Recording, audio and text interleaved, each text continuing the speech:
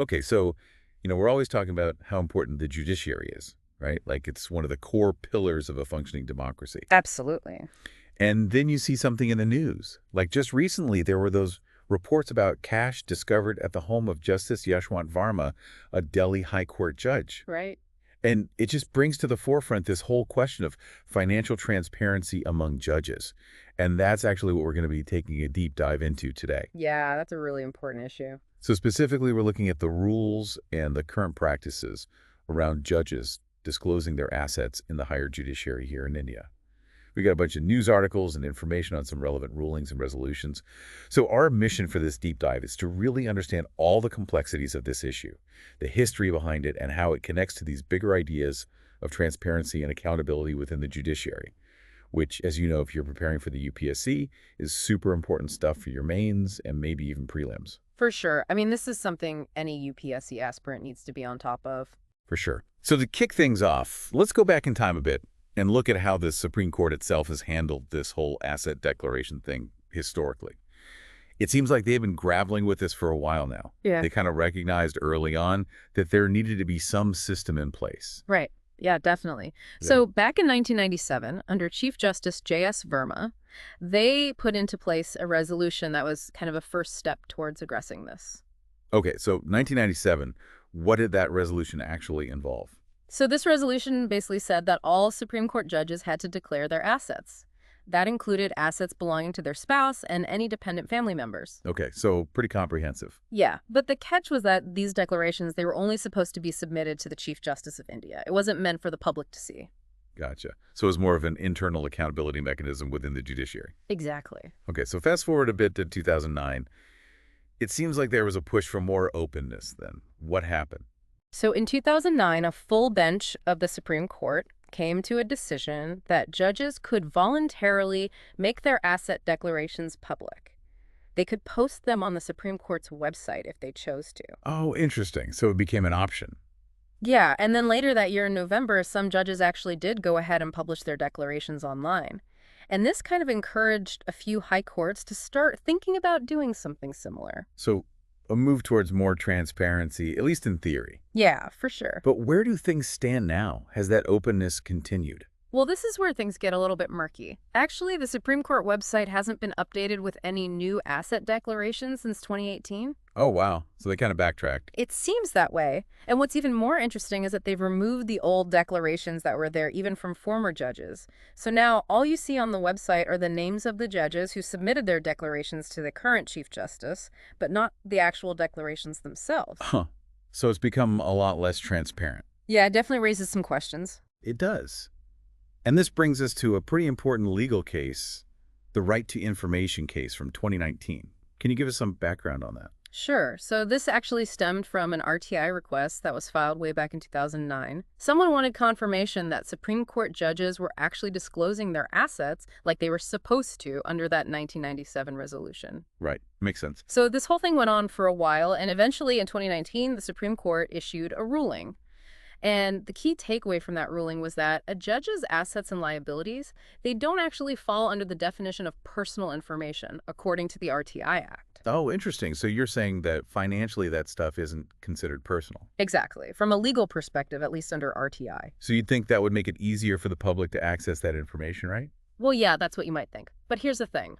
Even though the court said that this information isn't technically personal, they didn't actually make public disclosure mandatory. They basically left it up to the judiciary to decide what to do based on their own internal rules. Okay, so it's still kind of up in the air. Exactly. It's a bit of a gray area. So we've seen how the Supreme Court has gone back and forth on this issue a bit. What about the high courts? Is there a consistent approach across the country? Unfortunately not. It's really a mixed bag, and overall the level of transparency is pretty low. Okay, how so? Well, the numbers kind of speak for themselves. As of March 1st of this year, only 97 out of 770 high court judges have made their asset declarations public. Wow, that's a tiny percentage. Yeah, it's less than 13%. Yikes. So who are the ones who are being more open? So the 7 high courts that have some level of public disclosure are Delhi, Punjab, and Haryana, Himachal Pradesh, Madras, Chhattisgarh, Kerala, and Karnataka. Okay, so a geographically diverse group, but still a very small number. Right. So what about everyone else? What's the general feeling among the majority of high courts? It seems like most high courts are not in favor of public disclosure. Yeah, there have even been instances where they've actively pushed back against it.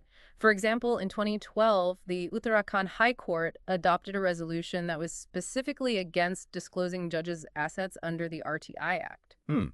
So they made their stance pretty clear. They did. Wow. And it's not just about internal resolutions either. Some high courts have straight up denied RTI requests for this information. Oh, wow. Like who? We've seen this happen with the high courts of Allahabad, Rajasthan, Bombay, Gujarat, Andhra Pradesh, Telangana, Guwahati, and Sikkim. They've all used the RTI Act itself as justification, saying that this type of information falls outside of what they're required to disclose. So basically, they're interpreting the law in a way that allows them to keep this information private. Exactly. Okay, so it seems like there's a lot of resistance from within the judiciary to making this information public. Has Parliament tried to step in and create some kind of law to address this? So this is where it gets interesting in terms of how all of this fits into the bigger picture of governance. Back in 2023, the parliamentary committee that deals with personnel, public grievances, law, and justice, they actually made a recommendation. They said that there should be a law specifically mandating asset disclosure for all Supreme Court and High Court judges. Oh, that's a pretty big deal. Sounds like they were trying to push for more transparency. Definitely. It was a significant move. So what happened? Did anything actually come of that recommendation? Well, this is where we see a disconnect between words and action. Despite that recommendation, nothing has actually been done. There's no new law in place that forces judges to publicly disclose their assets. Wow. So it kind of stalled out. It did, and this really highlights how complicated this whole issue is. It does, and it's especially striking when you compare the situation for judges to what other public servants have to do when it comes to disclosing their assets. Yeah, it's a huge difference. Can you walk us through that? Sure. So unlike judges, most other public servants in India are required to declare their assets. And a lot of times that information is available for the public to see. And the RTI Act from 2005 has been a major factor in making government operations more transparent. Can you give us some specific examples of how that works for different types of government officials? Absolutely. So generally speaking, government officials at all levels have to submit annual declarations of their assets to whoever is in charge of their department. And in a lot of cases, these declarations are made public. Then you have states like Gujarat, Kerala, and Madhya Pradesh that have really strong systems for bureaucrats to declare their assets, and people can actually access that information through RTI requests. Gotcha. So there's a clear expectation of transparency there. Yeah, for sure. And what about elected officials, like ministers and MPs? So since 2009, it's been standard practice for all union ministers, including the prime minister, to submit their asset details to the PMO. And those declarations are posted online for everyone to see. A lot of state governments have adopted that practice as well.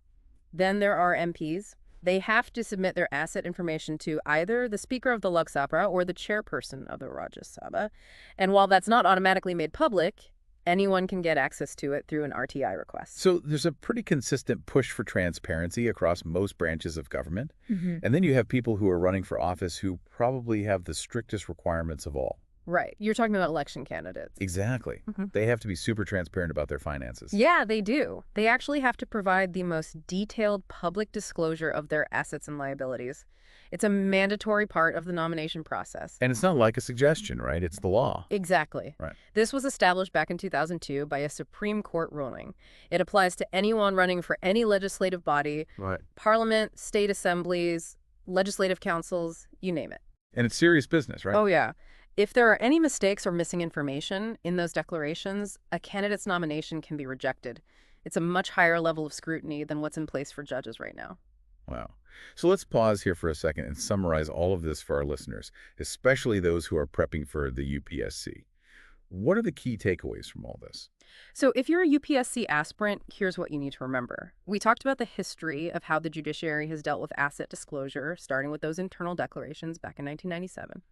Then there was a move towards voluntary public disclosure at the Supreme Court level in 2009, but that's kind of fizzled out. Right now, very few high court judges are publicly disclosing their assets, and there's a lot of resistance to doing so.